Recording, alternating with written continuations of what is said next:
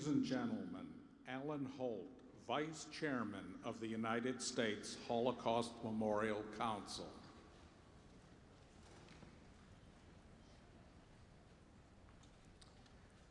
Good morning.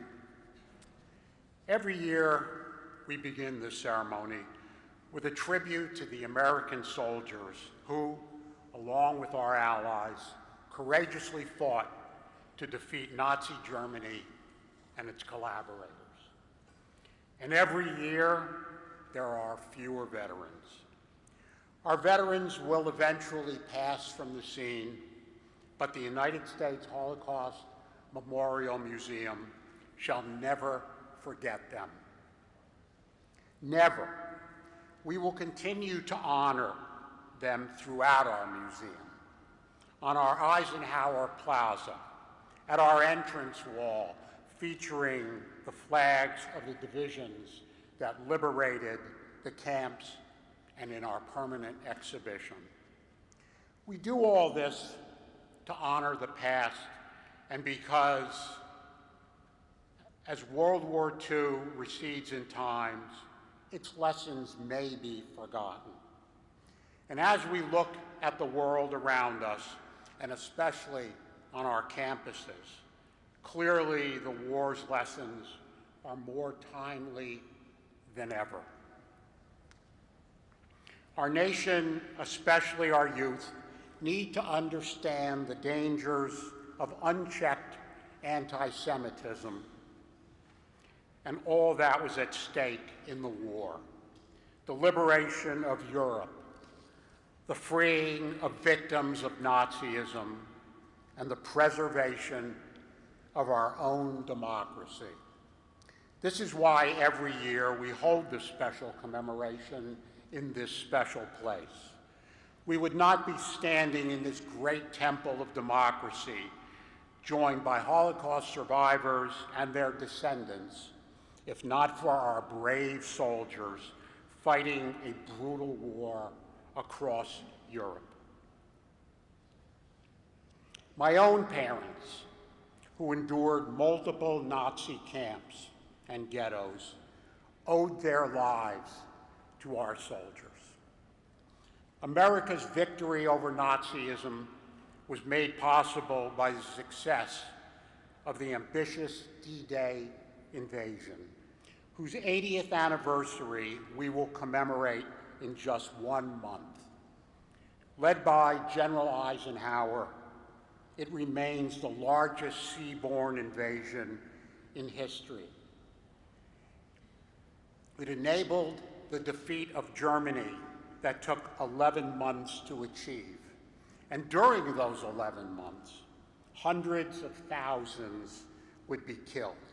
American soldiers and allies, Jewish men, women, and children, and other victims of Nazism. But remember this, by D-Day, the Nazis had already killed 5 million Jews. Because, as we know, the Nazis waged 2 wars, a military war to dominate Europe and a genocidal war against the Jews, as well as other racial and political enemies, such as Roma, Slavs, people with disabilities, and gay men. Our brave soldiers, the first eyewitnesses to the Holocaust, not only defeated Nazism, they shared the truth about the unprecedented crimes. The crimes seemed unbelievable. These soldiers told our nation that we must believe, that the unthinkable is possible. The World War II generation is often called the greatest generation. Our fellow Americans made numerous sacrifices as they came together from every political persuasion and every part of the country to support each other, to fight the war, and protect our democracy. We must never forget what they did and why. We must never forget how much we owe them. we must never forget the essential lesson they teach us, that when democracy and freedom are at stake, when hatred is rampant, complacency is never an option. Thank you.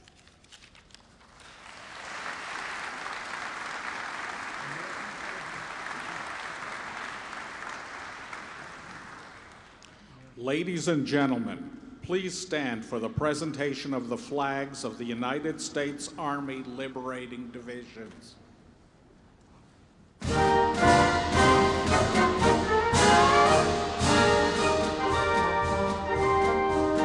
1st Infantry Division, Falkenau an der Eger. 101st Airborne Division, Landsberg. 2nd Infantry Division, Leipzig, Schönefeld, and Sperrgau. 82nd Airborne Division, Verbelin. 4th Infantry Division, Dachau Subcamps. 20th Armored Division, Dachau. 8th Infantry Division, Verbelin. 14th Armored Division, Dachau Subcamps. 26th Infantry Division, Busen. 12th Armored Division, Landsberg. 29th Infantry Division, Dinslaken. 11th Armored Division, Gusen and Mauthausen. 30th Infantry Division, Weverlingen. 10th Armored Division, Landsberg. 36th Infantry Division, Kaufering Camps. 9th Armored Division, Falkenau an der Eger. 42nd Infantry Division, Dachau. 8th Armored Division, Halberstadt, Zwieberge. 45th Infantry Division, Dachau. 6th Armored Division, Buchenwald. 63rd Infantry Division, Kaufering Camps. 4th Armored Division, Ordrup. 65th Infantry Division, Flossenburg Subcamp. 3rd Armored Division, Dora Mittelbau. 69th Infantry Division, Leipzig Tekla. 104th Infantry Division, Dora Mittelbau. 71st Infantry Division, Gunskirchen. 103rd Infantry Division, Landsberg.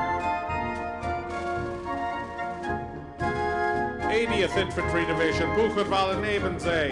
99th Infantry Division, Dachau Subcamps. 83rd Infantry Division, Langenstein. 95th Infantry Division, Werl. 84th Infantry Division, Alem and Salzwedel. 90th Infantry Division, Flossenburg. 86th Infantry Division, Ottendorn. 89th Infantry Division, Ordrup.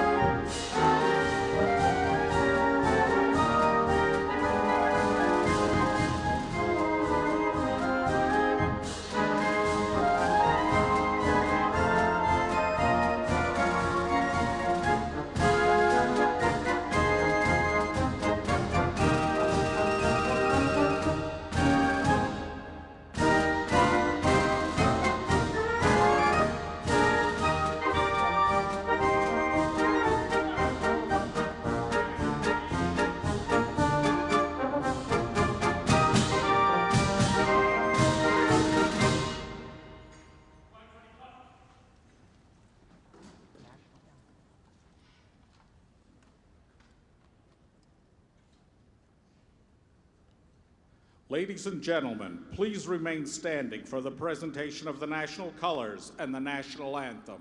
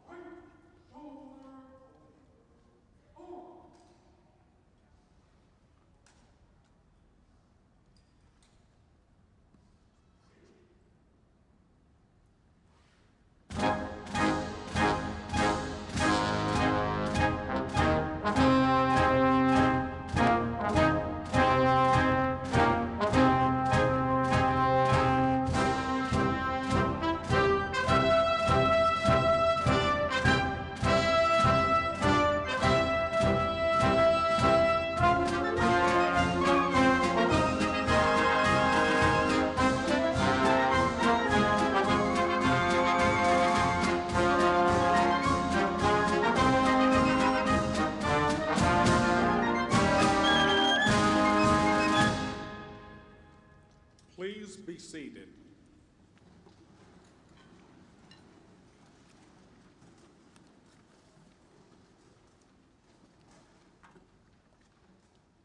Ladies and gentlemen, the Honorable Mike Johnson, Speaker of the United States House of Representatives.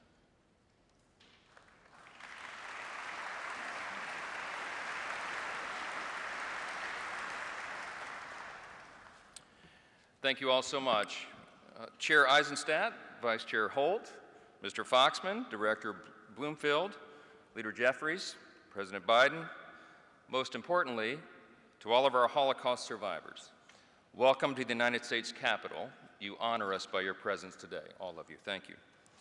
We're here during the days of Remembrance and also Jewish American Heritage Month, and on the anniversary of the Nazis' unconditional surrender to remember and to reflect.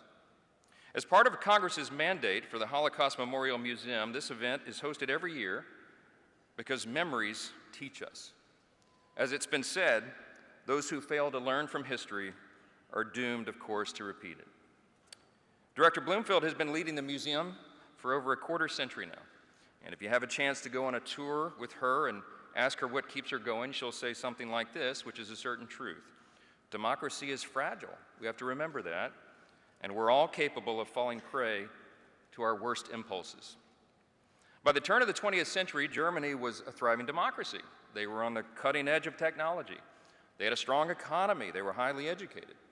But that did not stop evil and darkness from overtaking that country. German universities, like those at Strasbourg, were at the heart of Renaissance and intellectual life. But it was at those same elite centers of learning where Jewish faculty and students were suddenly expelled, where anti-Jewish courses were introduced, and where professors performed horrific pseudoscience experiments on Jewish people brought from nearby concentration camps. We remember what happened then, and now today, we are witnessing American universities quickly becoming hostile places for Jewish students and faculty. The very campuses which were once the envy of the International Academy have succumbed to an anti-Semitic virus. Students who were known for producing academic papers are now known for stabbing their Jewish peers in the eyes with Palestinian flags. Faculty who once produced cutting-edge research are now linking arms with pro-Hamas protesters and calling for global intifada. Administrators who were once lauded by their peers for leadership are now barring Jewish faculty and choosing not to protect their Jewish students. And these Jewish students are physically threatened when they walked on campus as their peers hold posters repeating the Nazi propaganda and the program, The Final Solution. Now is a time for moral clarity, and we must put an end to this madness.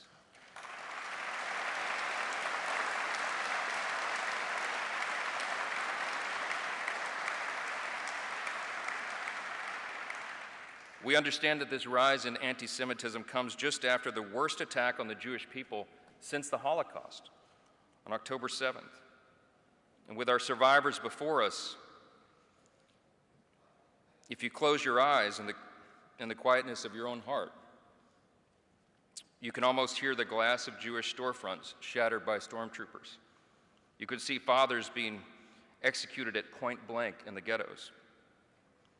You can feel a brother's hand slipping out of his sister's as men in uniforms separate them into lines, and they can only mouth to one another, "Everything will be okay," hoping that it would be. You can hear screams coming from the gas chambers. They last for 20 minutes, and then quiet returns, but only for a moment, until a whip cracks another Jewish back. The most depraved parts of humanity are heard in the shouts of little girls and seen in the rings of blue smoke. And then you reopen your eyes, hoping the memories of that nightmare will finally go away.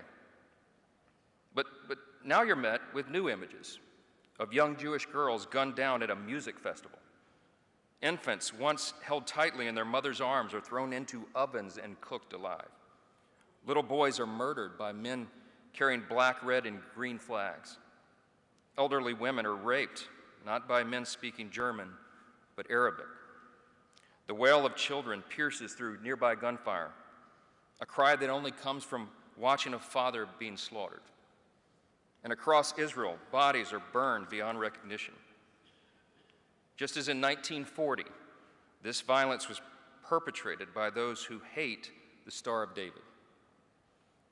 It is uncomfortable for us to be so graphic, but we must be graphic right now because the threat of repeating the past is so great. We have to remember, we have to look evil directly in the face because some things are so wrong. Some are trying to downplay and justify what happened on October 7th. Some are even blaming Israel for the barbaric, inhuman attacks. There are some who would prefer to criticize Israel and lecture them on their military tactics. They would rather do that than punish the terrorists who perpetrated these horrific crimes. In Israel's greatest moment of need, when it is quite literally fighting for its existence as a nation, we have to do all that we can, everything within our power, to ensure that evil does not prevail. This is a time for all of us to come together. And it's in these troubling times we must look to this audience, to the survivors of the Holocaust and their descendants, to help us remember and to bear witness. Several weeks ago, I am very proud to report to you that the United States Congress overwhelmingly passed security assistance to Israel to help protect its borders. That's right.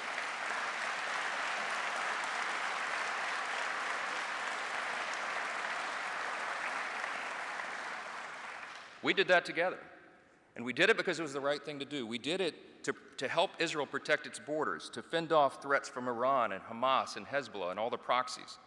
I was proud to pass that package after months of conversations with Prime Minister Netanyahu, with the ambassadors and all the people there who are trying to defend their nation against the threats that are facing them. And now I think it's very important that we deliver that critical assistance without any delay at all.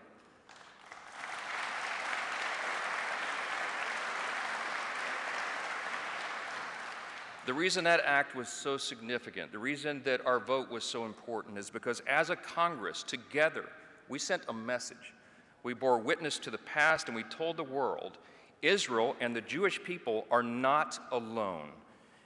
And we kept our promise that we made decades ago, never again.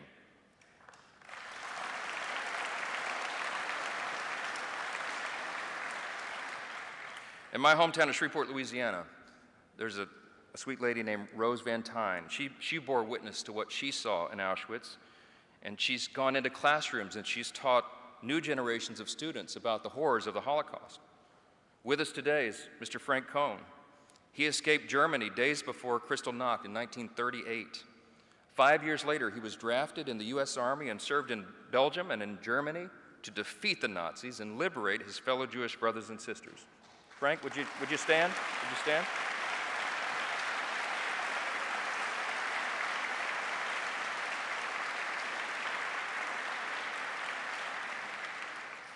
Today, we emulate folks like Rose and Frank and all those in this audience who witnessed the great horrors of the 20th century, and we also recommit to the decades-old promise, never again. All of us commit to that, never again.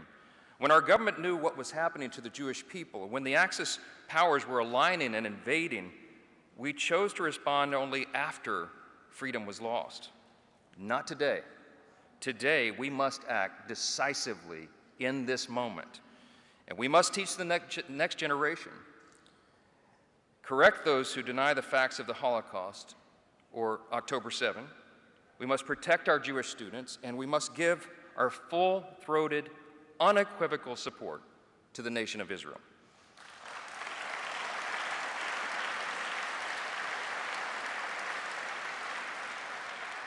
And we must, all of us, together, call out antisemitism in all of its forms without equivocation and without delay. This is our moment.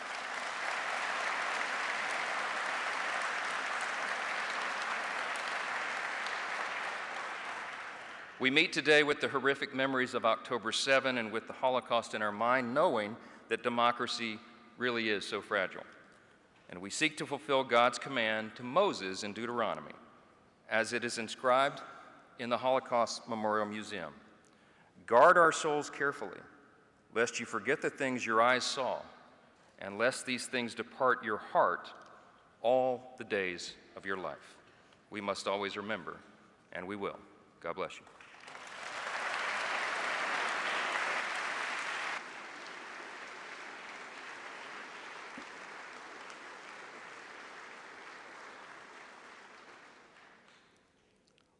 Ladies and gentlemen, the Honorable Hakeem Jeffries, Democratic Leader of the United States House of Representatives.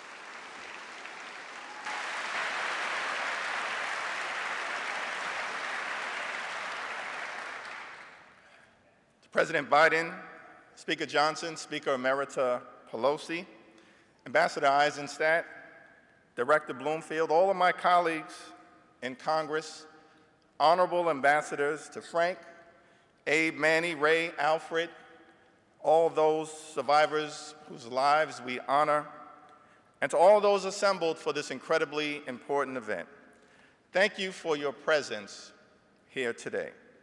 Let me begin by making clear our commitment to doing everything that we can with the positions of authority that we have in the times when it matters the most, to ensure that never again unequivocally means never again.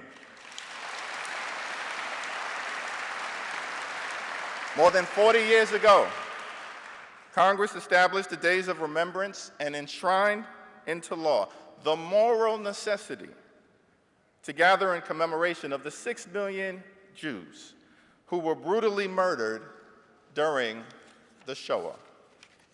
Holocaust survivor, author, and noted humanitarian Elie Wiesel, when accepting his Nobel Peace Prize in 1986, said that action is the only remedy to indifference. And he made clear that indifference is the most insidious danger of all. This is a day for remembrance and action, a day to honor the memory of all those murdered by the evil Nazi regime. It's a day to honor the Holocaust survivors like Eva Cooper from New York City, and so many others who endured and escaped unconscionable atrocities. It's a day to recommit to the struggle against indifference.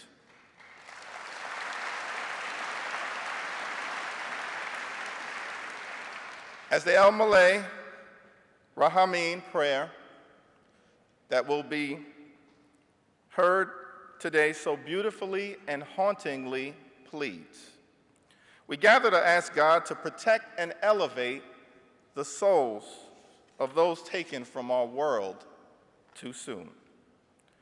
We are also here exactly 7 months to the day of the horrific atrocities committed by Hamas on 10/7, the largest loss of Jewish life on a single day since the Holocaust. There are families whose loved ones were slaughtered. There are hostages still being held in horrific conditions. And we are witnessing a deeply disturbing rise in anti-Semitism on campuses throughout the country and in the world. This is a very searing time for the Jewish community. Systematic oppression has been a reality of Jewish life for thousands of years, having to endure expulsions, pain, pogroms, persecution, prejudice, and the horrors of the Holocaust, a previously unthinkable crime against humanity. Last Sabbath, Jewish communities across the world read the Torah portion, which followed the tragic deaths of Aaron's 2 sons, Nadav and Avihu. During this moment of great vulnerability, Aaron receives instructions from God that he, as the high priest, must carry out during the Yom Kippur service.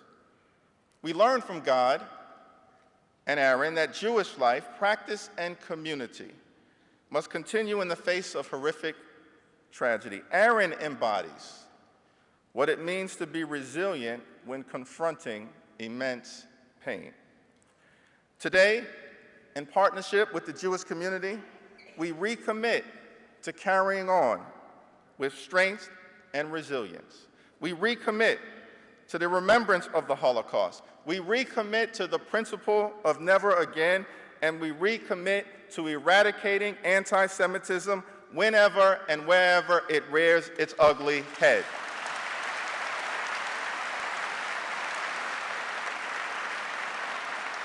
As we lift up the spirit and memory of all who perished during the Holocaust and honor the survivors with us today, let us always place irreversible determination over indifference. The effort to combat anti-Semitism is not a Democratic issue or a Republican issue. It's an American issue. We must crush anti-Semitism along with racism and sexism, Islamophobia, xenophobia, homophobia, and all other forms of hatred together. That's the American way. Together. And together, we will defeat anti-Semitism with the fierce urgency of now. That's a moral necessity. God bless each and every one of you. God bless the survivors. May God bless the United States of America.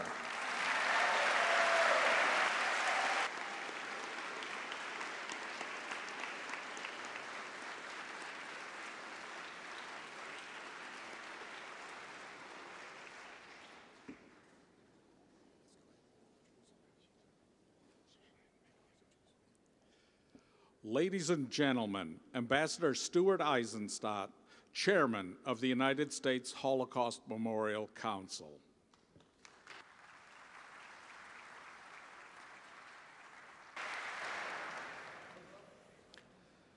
For the Jewish community in our country and around the world, these solemn days of remembrance come at a particularly fraught time. The unimaginable has become a reality before our eyes. What would the 6 million victims of the Holocaust, murdered because of a Nazi racial ideology rooted in historical anti-Semitism, think about its revival in the United States in the 21st century? In the United States, whose brave soldiers defeated Hitler's Nazi regime and, along with our allies, liberated the concentration camps. What do the aging eyewitnesses, the 245,000 Holocaust survivors around the world, almost 40,000 in our own country, think when they witness a rise of anti-Semitic outbursts, harassment, threats, and violence on our campuses, in the land of the free and the home of the brave, evoking what they witnessed as young girls and boys in Nazi-occupied Europe? What do they make of the fact that for the last several years before October 7th, police guards were necessary at synagogues and Jewish day schools and community centers? How do they come to terms with seeing so many young people justify Hamas's brutality, which carried out the greatest single-day loss of Jewish lives in Israel since the Holocaust? How do we best honor the memory of those who died at the hands of the Nazis, 6 million men, women, and children? At the outbreak of World War II, September 1st, 1939, there were 17 million Jews in a world of 1 billion. Now, there are only 15.7 million in a world of 8 billion. But sheer numbers mask the loss in the Holocaust of the flower of Jewish religion, culture, the arts, science, and yes, those eking out a living in small shtetls but preserving their Jewish heritage. We should honor them in the following ways. First, we owe it to the 250,000 Holocaust survivors to do all we can to assure that in their remaining years they live in a dignity denied them in their youth.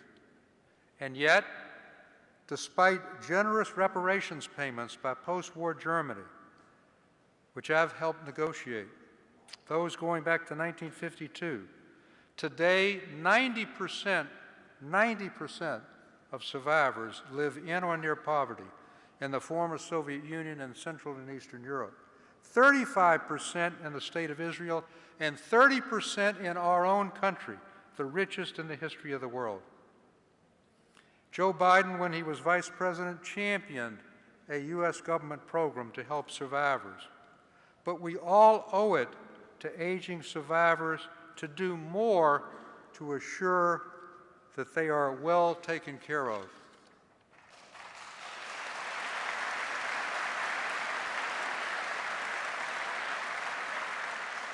Second, we must absorb the lessons of the Holocaust, which began by recognizing that the Holocaust was not inevitable. It was not inevitable. Early action against discrimination and intimidation and aggression is essential, whether abroad or on our college campuses. Hitler's original goal was not the final solution, to kill all European Jews. Rather, it was to make Germany Judenrein, free of Jews. He methodically proceeded step by step to gauge German and world opinion to the gradual disenfranchisement of German Jews. And here's what he saw: no boycott of the Berlin Olympics, no economic sanctions or other action after the Anschluss with Austria, no action with the takeover of the Czech Sudetenland and the Munich Pact, no action after the fierce pogrom of Kristallnacht, with thousands of synagogues and Jewish businesses torched and mass Jewish arrests.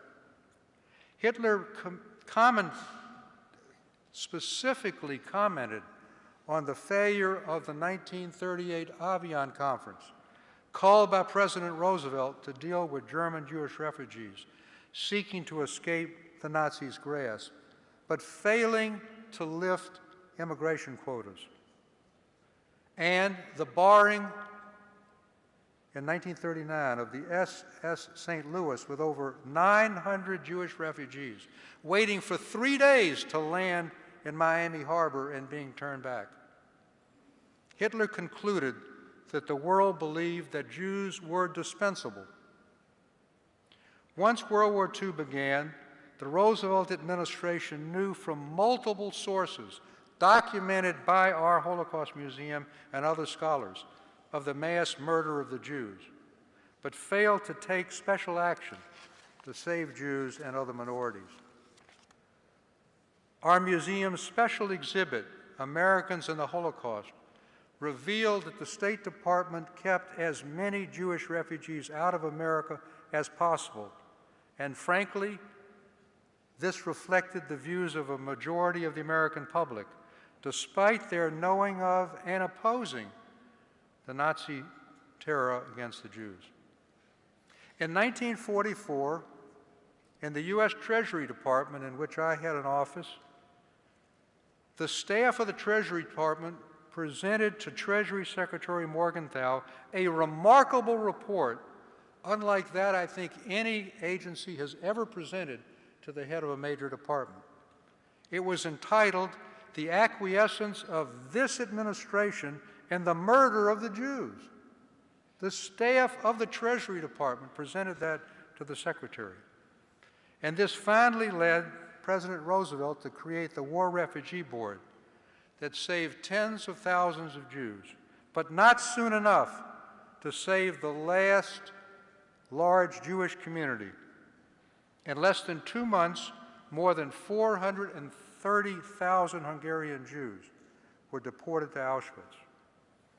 By the time our brave soldiers stormed the beaches of Normandy on D-Day, June 6, 1944, of the 6 million European Jews who would be killed, 5 million had already been murdered.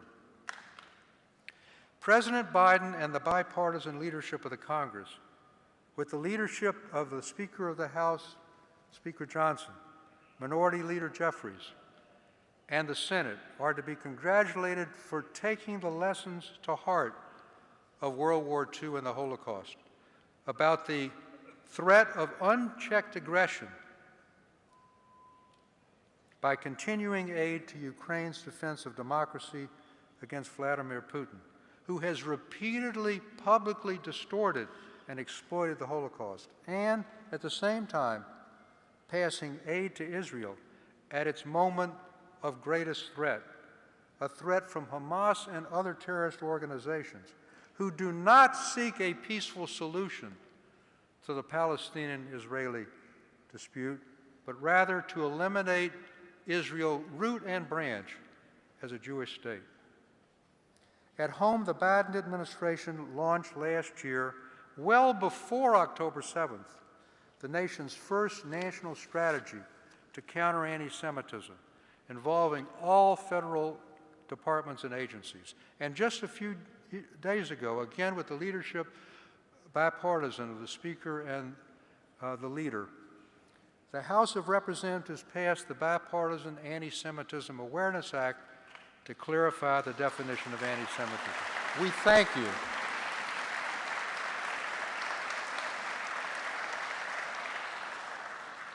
And last, the most lasting way to honor the victims of the Holocaust and today's survivors as eyewitnesses leave us is Holocaust education. To combat those who deny, denigrate, or distort the Holocaust, and to make clear to future generations what can happen when anti-Semitism goes unchecked, which threatens us today.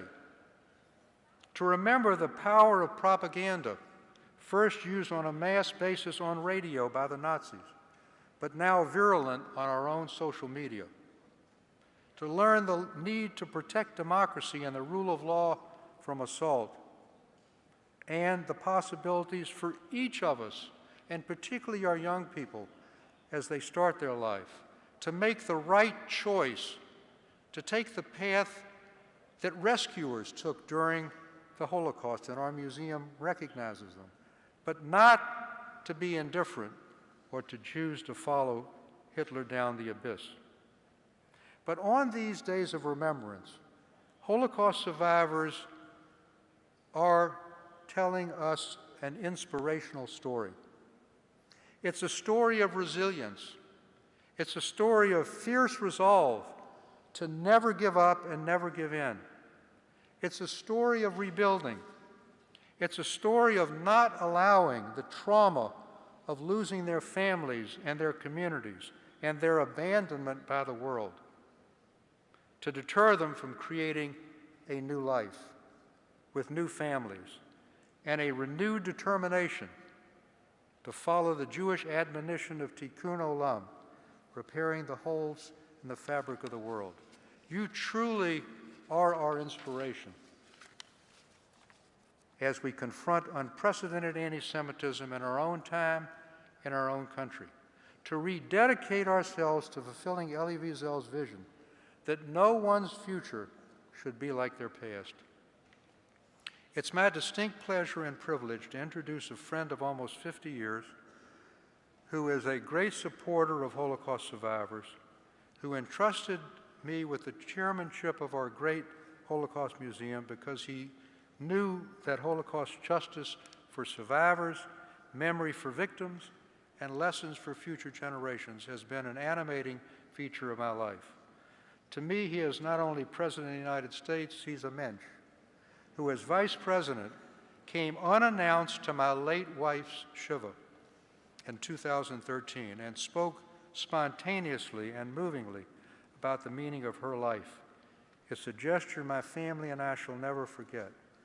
Ladies and gentlemen, Mr. Speaker, Leader Jeffries, members of Congress, dignitaries, and most especially Holocaust survivors, the President of the United States, Joe Biden.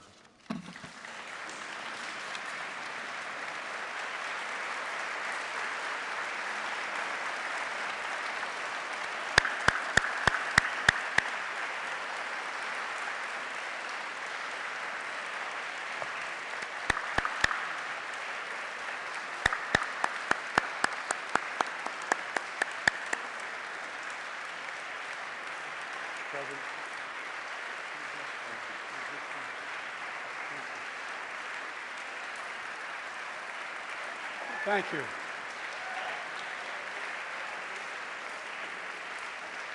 Thank you, and please. Thank you, Stu Eisenstat, for that introduction, for your leadership in the United States Holocaust Memorial Museum.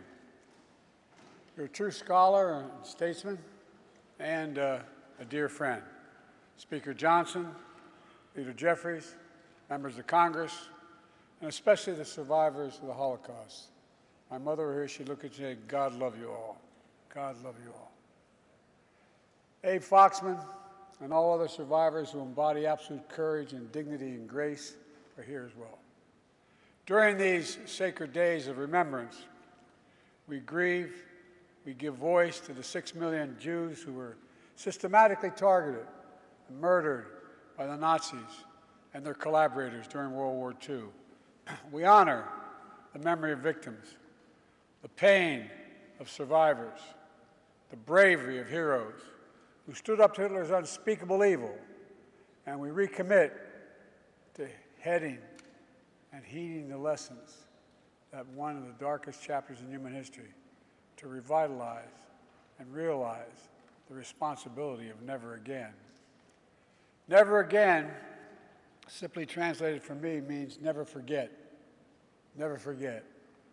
Never forgetting means we must keep telling the story. We must keep teaching the truth. We must keep teaching our children and our grandchildren. And the truth is, we're at risk of people not knowing the truth. That's why growing up, my dad taught me and my siblings about the horrors of the Shoah at our family dinner table. That's why I visited Yad Vashem with my family as a senator, as vice president, and as president. And that's why I took my grandchildren to Dachau so they could see and bear witness to the perils of indifference, the complicity of silence in the face of evil that they knew was happening. Germany, 1933. Hitler and his Nazi party rise to power. by rekindling one of the world's oldest forms of prejudice and hate, antisemitism. His rule didn't begin with mass murder. It started slowly across economic, political, social, and cultural life. Propaganda demonizing Jews, boycotts of Jewish businesses, synagogues defaced with swastikas, harassment of Jews in the street and in the schools, anti-Semitic demonstrations, pogroms, organized riots. With the indifference of the world, Hitler knew he could expand his reign of terror by eliminating Jews from Germany, to annihilate Jews across Europe through genocide, the Nazis called the final solution. Concentration camps, gas chambers, mass shootings. By the time the war ended, 6 million Jews, 1 out of every 3 Jews in the entire world, were murdered. This ancient hatred of Jews didn't begin with the Holocaust. It didn't end with the Holocaust either, or even after our victory in World War II. This hatred continues to lie deep in the hearts of too many people in the world, and it requires our continued vigilance and outspokenness. That hatred was brought to life on October 7th in 2023. On the sacred Jewish holiday, the terrorist group Hamas unleashed the deadliest day of the Jewish people since the Holocaust. Driven by ancient desire to wipe out the Jewish people off the face of the earth, over 1,200 innocent people, babies, parents, grandparents, slaughtered in their kibbutz, massacred at a music festival, brutally raped, mutilated, and sexually assaulted. Thousands more carrying wounds, bullets and shrapnel from the memory of that terrible day they endured. Hundreds taken hostage, including survivors of the Shoah. Now, here we are, not 75 years later, but just 7.5 months later. And people are already forgetting. They're already forgetting that Hamas unleashed this terror. It was Hamas that brutalized Israelis. It was Hamas who took and continues to hold hostages. I have not forgotten, nor have you, and we will not forget.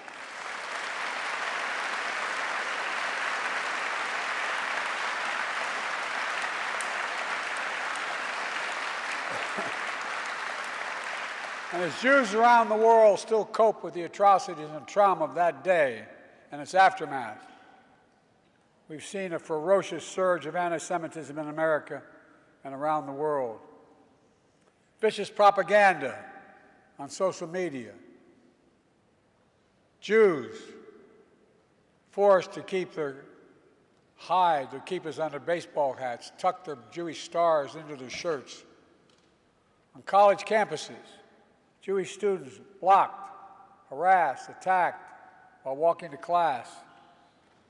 Anti-Semitism, anti-Semitic posters, slogans calling for the annihilation of Israel, the world's only Jewish state.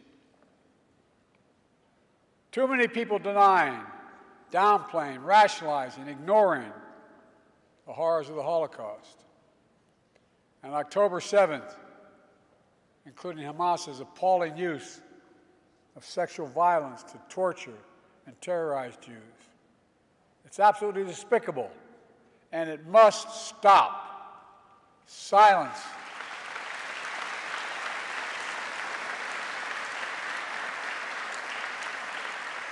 Silence and denial can hide much, but it can erase nothing. Some injustices are so heinous, so horrific, so grievous, they cannot be buried, no matter how hard people try. In my view, a major lesson of the Holocaust is, as mentioned earlier, was not inevitable. We know hate never goes away, it only hides. and given a little oxygen, it comes out from under the rocks. But we also know what stops hate. One thing, all of us. The late Rabbi Jonathan Sachs described anti-Semitism as a virus that has survived and mutated over time. Together, we cannot continue to let that happen. We have to remember our basic principles as a nation. We have an obligation. We have an obligation to learn the lessons of history so we don't surrender our future to the horrors of the past. We must give hate no safe harbor against anyone. Anyone. From the very founding, our very founding, Jewish Americans, who represent only about 2% of the U.S. population, have helped lead the cause of freedom for everyone in our nation.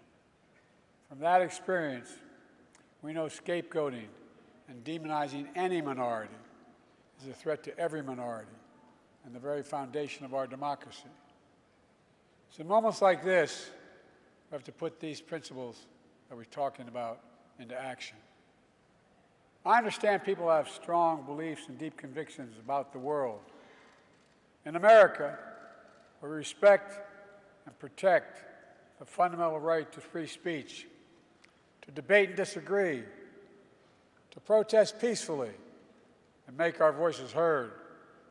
I understand that's America, but there is no place on any campus in America, any place in America, for anti-Semitism or hate speech or threats of violence of any kind.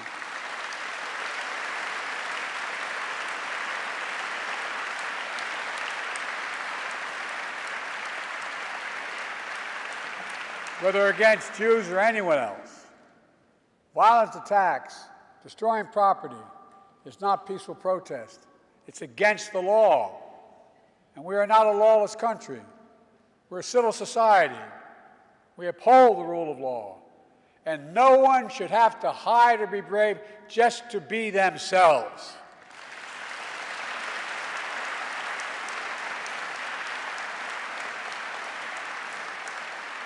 To the Jewish community, I want you to know, I see your fear, your hurt, and your pain. Let me reassure you, as your president, you're not alone. You belong.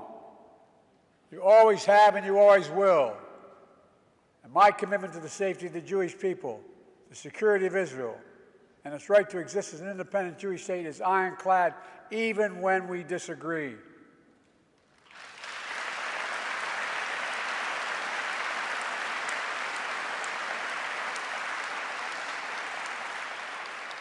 My administration is working around the clock to free remaining hostages, just as we have freed hostages already, and will not rest until we bring them all home.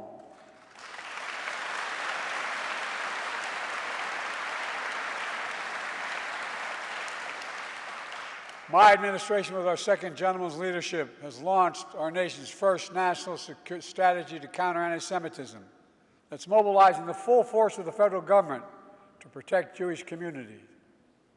But we know this is not the work of government alone or Jews alone.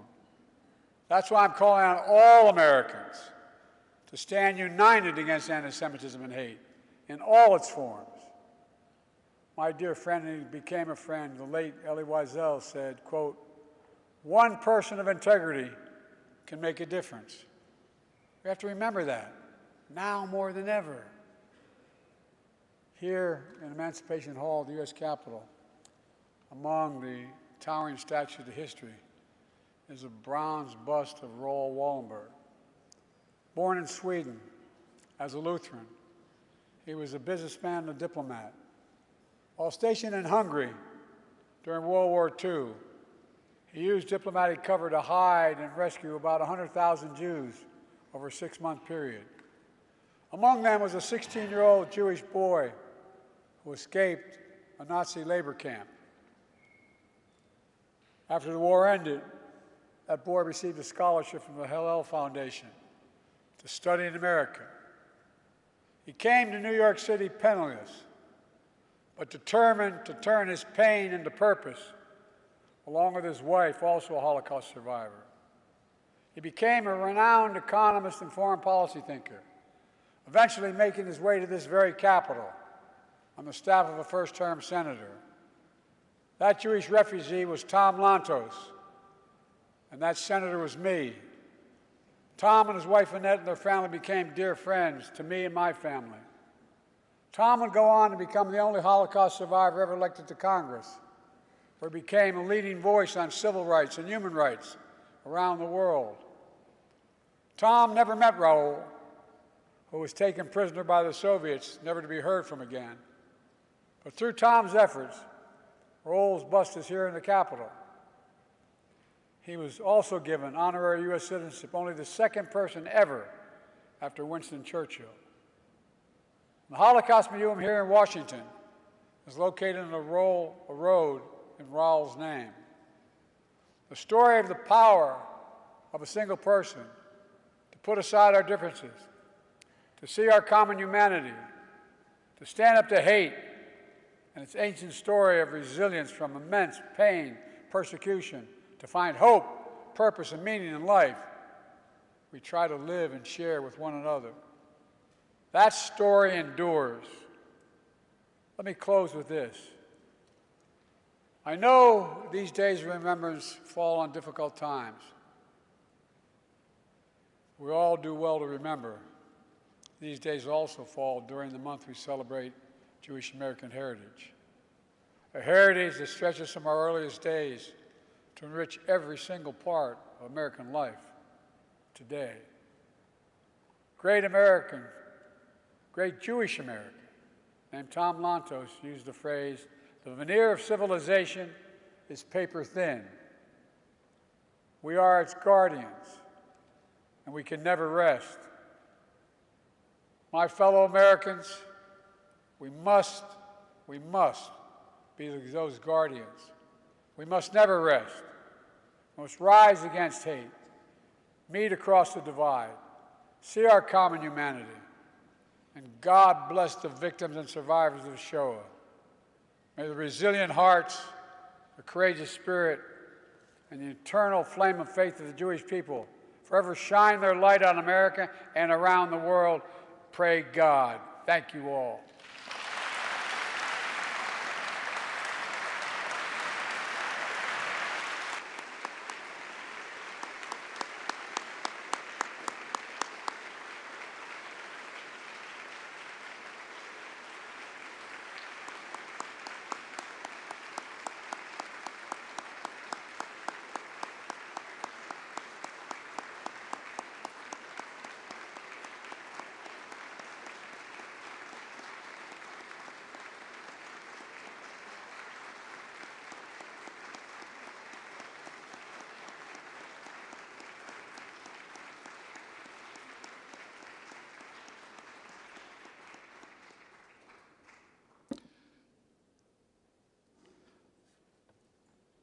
Ladies and gentlemen, the museum's Bringing the Lessons Home program introduces Washington, D.C. area public high school students to Holocaust history and encourages them to share its lessons with their family, friends, and community.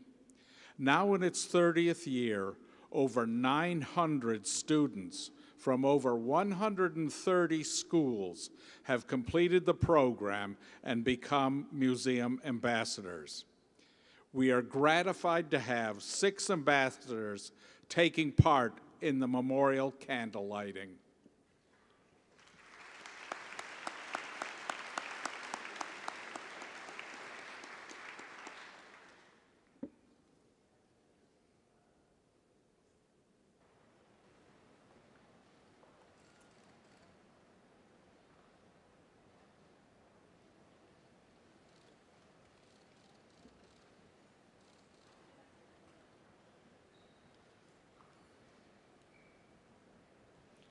My name is Maya Riggs, and I remember.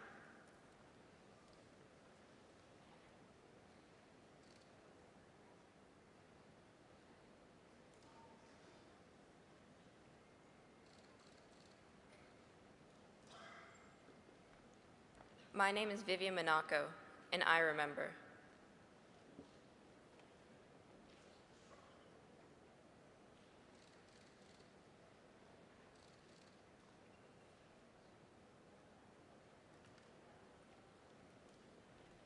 My name is Ana Elizondo, and I remember.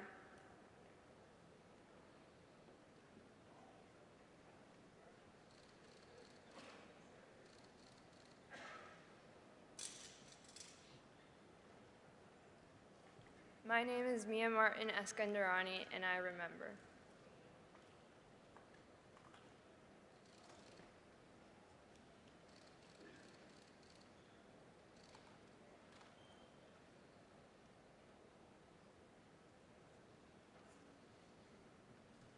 My name is Sanaya Evans, and I remember.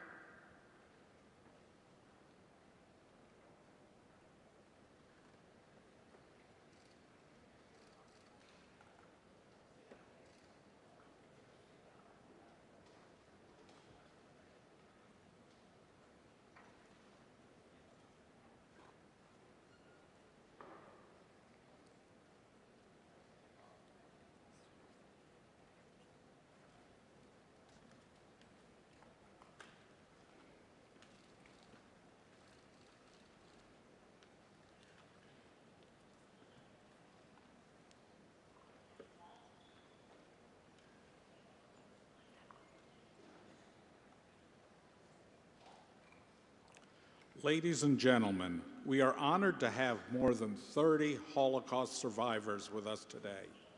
And now some will share memorial reflections. My name is Alfred Munzer. Most of my family lives in a box of photographs that I hold sacred. The box holds the memories of members of my family, most of whom were deported and did not come back. This photo shows my uncle Emil, my two sisters, my father and my mother, enjoying a day in the park shortly before the Nazi occupation of the Netherlands and before I was born. My sisters were denounced and murdered in Auschwitz. Uncle Emil was on the same transport and suffered the same fate. My father, after forced labor in several camps, was liberated at Ebensee, but succumbed 2 months later. I will always remember my father Simcha, my uncle Emil, and my sisters Eva and Leah. Thank you.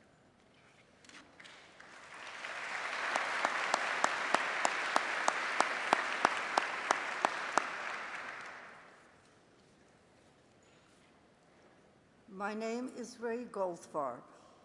In my hand is a photo of my mother Dina and my brother Shlomo.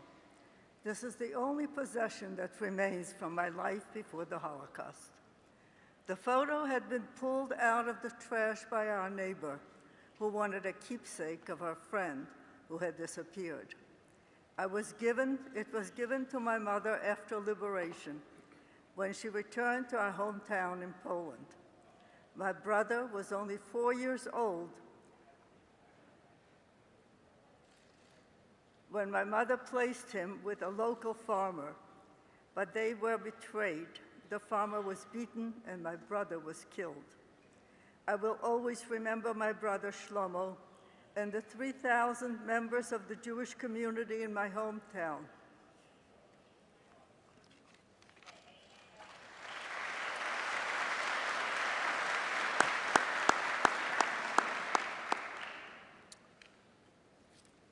I'm Manny Mandel. The object I hold was my lifeline during those terrible months I spent in Bergen-Belsen. When I became ill, my mother read excerpts from this Hungarian edition of Robinson Crusoe. How lucky I was that my mother was allowed to stay with me and that I'd been able to bring a piece of home with me. Many, including my extended family members, were not so lucky. They were deported, their belongings confiscated before they were murdered. I will always remember my grandmother, Rosa Brown Mandel, my maternal grandparents, Rabbi Aaron and Paula Klein, and my 7-year-old cousin, Judith Küsshaber, who were killed in Auschwitz.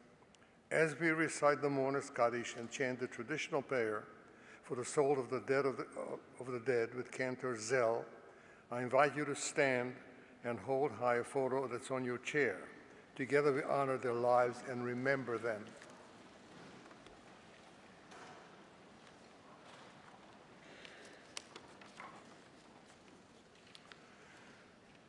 יתגדל ויתקדש שמי רבה, בעולמה דברה קירותי וימליך מלכותי, בחייכון ויום יכון ובחיי לכל בית ישראל, בעגלה ובזמן קריב ואמרו אמן. יהי שמי רבה מבורך, לעולם ולעולמי עולמיה. יתברך וישתבח ויתפאר ויתרומם ויתנשא, ויתהדר ויתעלה ויתהלל שמי דקודשה בריחו. לאליו מן כל ברכתה ושירתה, תושבחה ונחמתה, דאמירן בעולמה ואמרו אמן. יהי שלום רבה מן שמיה, וחיים עלינו ועל כל ישראל ואמרו אמן. עושה שלום במרומיו, הוא יעשה שלום עלינו ועל כל ישראל ואמרו אמן.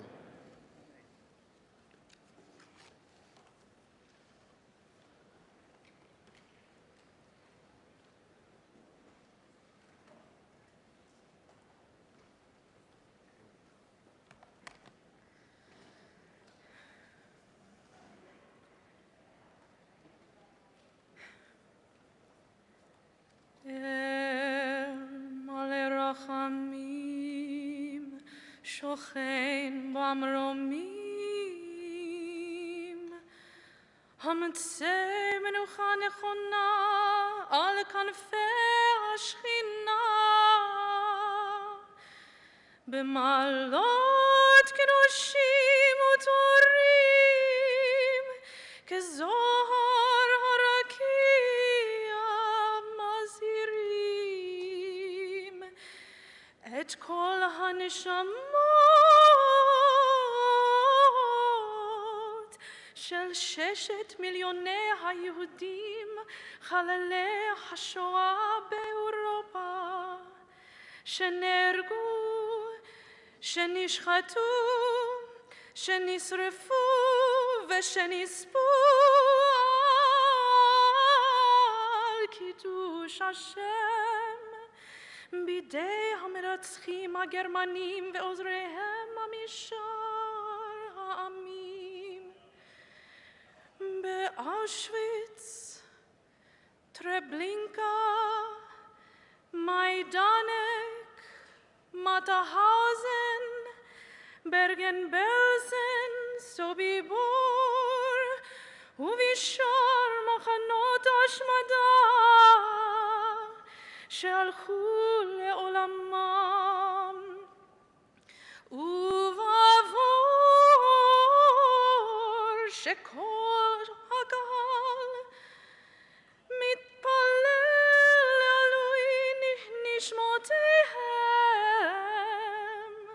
לכן בעל הרחמים יסירם בסתר כנפיו לעולמים,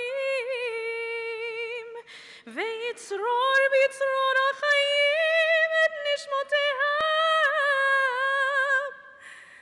אדוני הוא נחלתם, בגן עדן תהא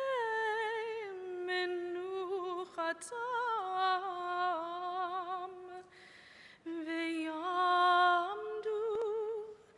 וגורלם לקץ הימין, ונאמר אמן.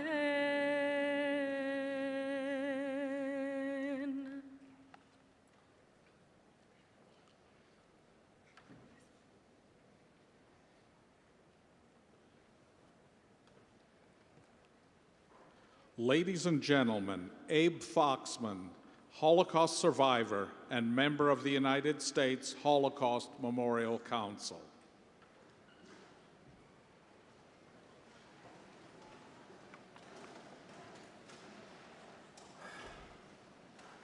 Mr. President, thank you for standing with us. Thank you.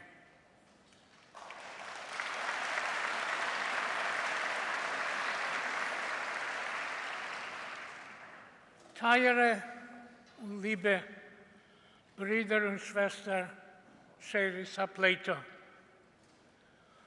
Wir stehen und wir seien da heint noch einmal zu geben Edes. My dear fellow survivors, we are here again today to stand and bear witness.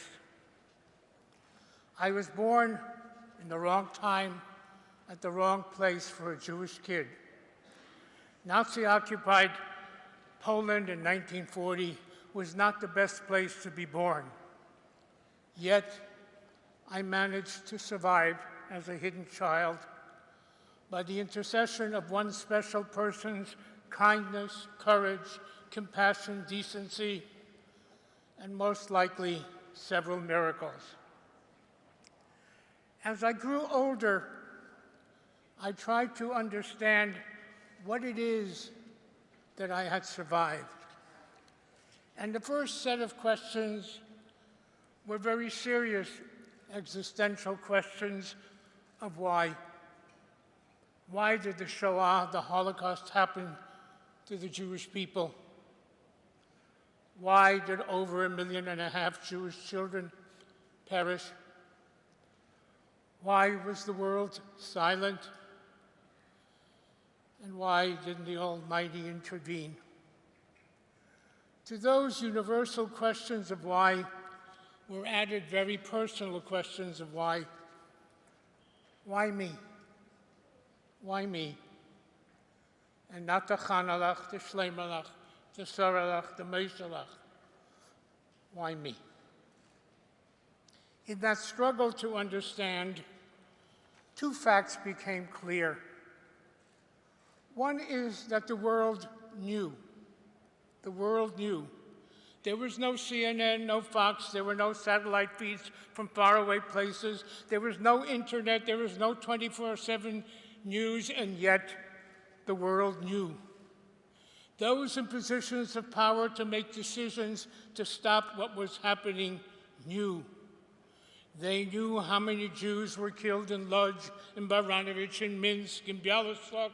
They knew what was happening to the Jews. And as Ken Burns in his PBS series revealed to the world, revealed how much America knew and how little it did. So the first lesson for us is to know about anti-Semitism, bigotry, racism, to know who it is that threatens our democracy, our freedoms. It is important that we know, but knowing is not enough. The second thing that became clear to me was that wherever, whenever, however good people said no, whenever good people stood up and said no to hate, Jews lived, gays lived, Roma lived. There was an Oskar Schindler who saved 1,200 Jews. There was a Raoul Wallenberg, a Swedish diplomat, who saved maybe 100,000 Jews. There were 60 diplomats who acted against the wishes of their governments and saved thousands of Jews. There was a Denmark, a Bulgaria, and Albania who saved all their Jews.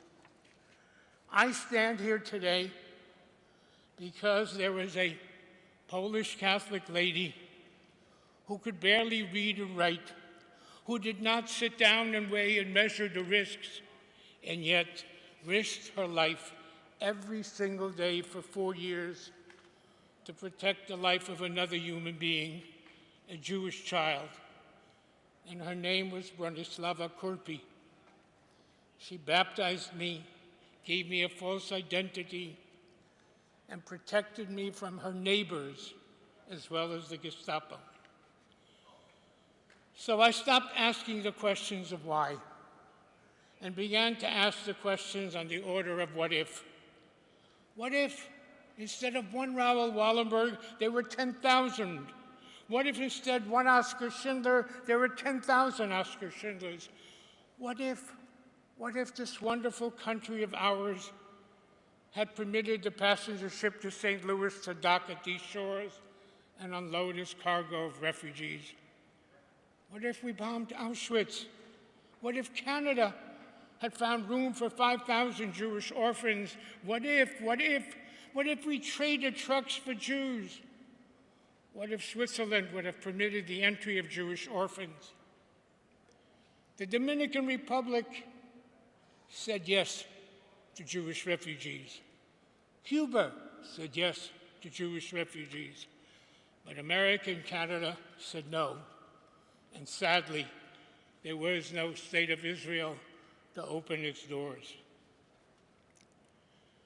Bearing witness also gives me an opportunity to say thank you to my nanny, Bronislava Kurpi, whom I never thanked and whom I never said goodbye to. Dear friends, the Holocaust did not begin with gas chambers. It began with words, ugly words, hateful words, demonizing, degrading, debasing Jews. And those words became ugly, hateful deeds. We need to speak up and out. We need to protest when anyone who is maligned or treated with contempt, no matter who the victim or the perpetrator, especially now when we live in such super polarized environment, politicized with a lack of civility and a lack of truth, enhanced by the so-called miracle, modern miracle of the internet. Jewish tradition teaches us that life and death is in the power of the tongue. 3 times a day, Jews who follow that tradition ask the Almighty, Nitzor lishoni mira, keep my mouth from speaking evil. We believe in the power of words, in the power of good people to stand up and say no. Never again was an 11th commandment etched in the aftermath of Auschwitz. It was etched by the Jewish people based on a Jewish experience. But never again that pledge, that imperative, that commandment has a universal message and mandate. For all of us today must bear witness and be faithful to the commandment which instructs all of us to never again be silent. Never again be silent whenever anyone is in fear, in danger, isolated, singled out because the color of their skin, their religion, their ethnic origin, their sexual orientation, or anything that makes them different from the rest. Who would have believed that we, the survivors, would in our lifetime bear witness to a global epidemic of anti-Semitism, including in our beloved country? That Israel, the Jewish state, would again be under attack. That the Jewish people would again be under attack. That Zionism, the national liberation movement of the Jewish people, would again be challenged and attacked. So it is again our responsibility, fellow survivors, not only to bear witness, but to shout out, for we dare not be silent. Thank you.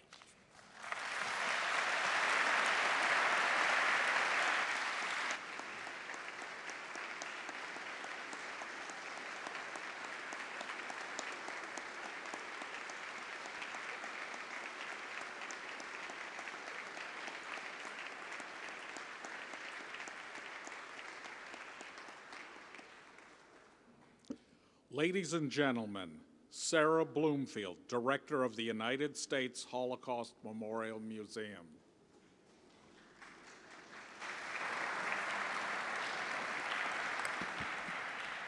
Exactly 80 years ago, the war was beginning its long and deadly ending. Our soldiers were tirelessly fighting the Germans, who were relentlessly killing the Jews. And yet, at the same time, despite the odds, Jews were courageously resisting. Resistance movements in ghettos organized escapes and uprisings so Jews could flee to fight as partisans. The odds of successful resistance were very, very low. But the determination of the Jews was so very high. This year, we commemorate the 80th anniversary of an astonishing act of resistance at Auschwitz-Birkenau, of all places. Some of the Jews who were forced to operate the crematoria mutinied against their SS guards. 45 Jews were killed, including women who had supplied the resistors with explosives to blow up one of the crematorium. 1944 was also the year Hannah Senesh and others from Mandatory Palestine parachuted behind German lines. She was captured and killed. She was only 23. Like her, most of these resistors were young.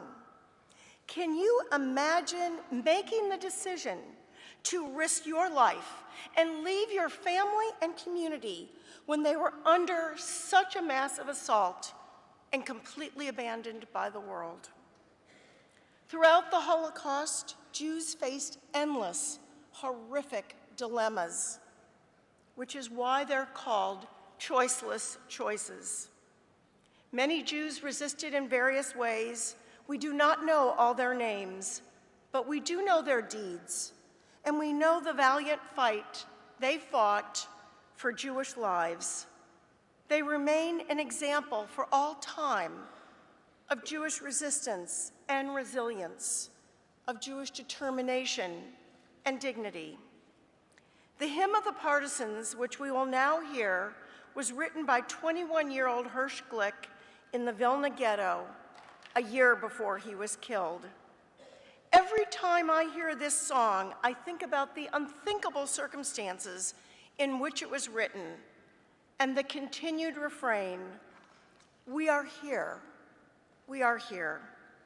The remarkable story of Jewish resistance remains an inspiration for all times, and especially these times, as 8 decades later, Jews continue to refrain, "We are here, we are here."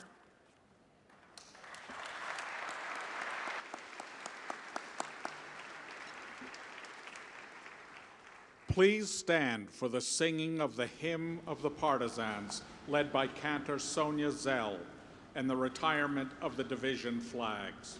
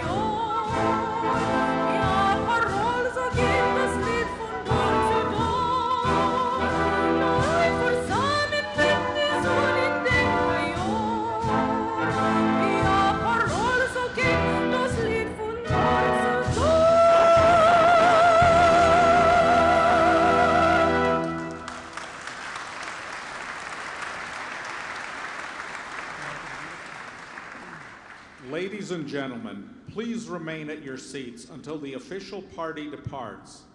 This concludes our program.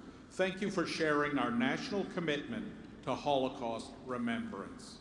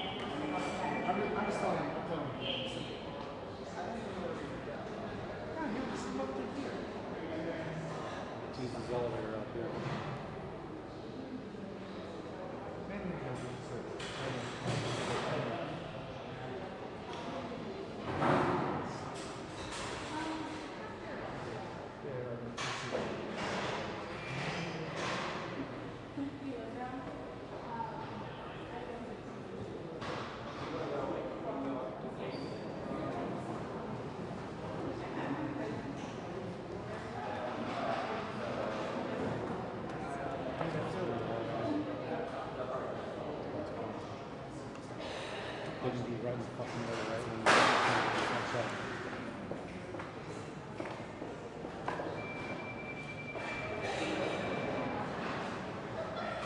Move faster.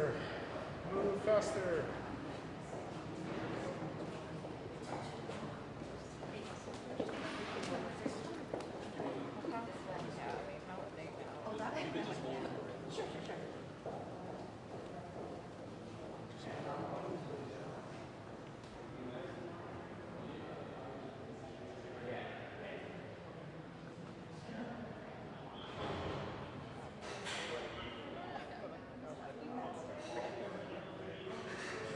They're moving in this direction now.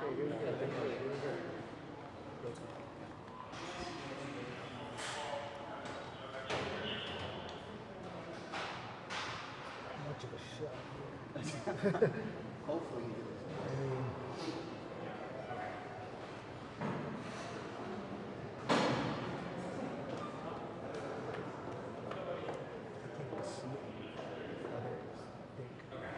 Yay. There's like 50 people. I guess most of them. He's coming down the ramp on the left. Yeah. I saw him. He's gonna be blocked. Don't give us away. Yeah, I'm just gonna wait. Wide.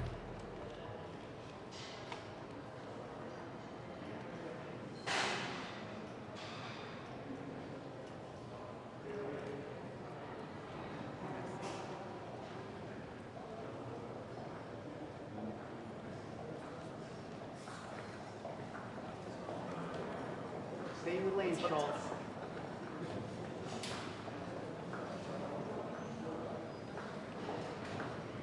Mr. President, TikTok just filed suit against the federal government. How do you respond? Do you have any response to the TikTok lawsuit, sir, over the law that you just signed, forcing its sale? That was even worse than I expected. It's worse than it. Wait, who was it? I mean, I had trouble finding you in that mess. I think you put the speaker, man. Yeah. That's it.